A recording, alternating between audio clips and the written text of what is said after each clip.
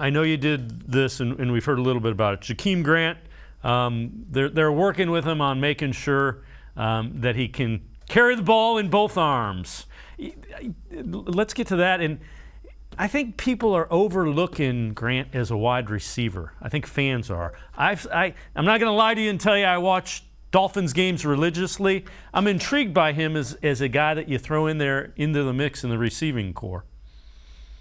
Yeah, as far as the arm thing, I think I thought that was really interesting how he always carried it in his right arm like for his whole career.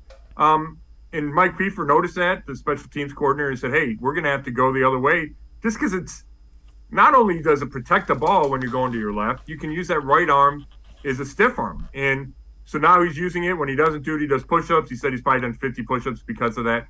But who knows? Maybe it makes him a better returner, and he's already, a Pro Bowl guy last year. And then, that roll on offense, we talked about receiver a million times. Maybe he can give the Browns a little burst there. Now, I don't think you can play him every play.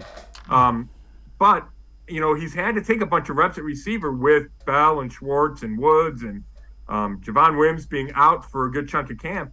And he's shown up. He's made some plays. He's gotten open deep a couple times, even though Watson didn't hit him.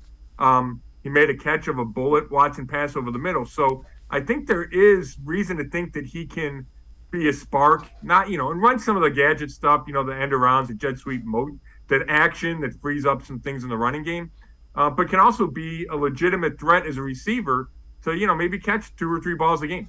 Yeah, the way I think of it is, if this guy is good at returning a football when 11 guys are trying to stop him, and if he shows the hands, get him the ball in space, then he's only got to beat 3 or 4 of them. Right. Yeah, that makes all the sense in the world. And we saw when the Browns had JoJo Natson a couple of years ago, they used him on a bunch of that action when, and then they used it Odell, but Odell was a different, he was a threat always. But you saw him do it with JoJo Natson, who I don't think has nearly the skill as Jakeem Grant, as a receiver or even as kind of a breakaway returner. So I think there is value to that, no doubt.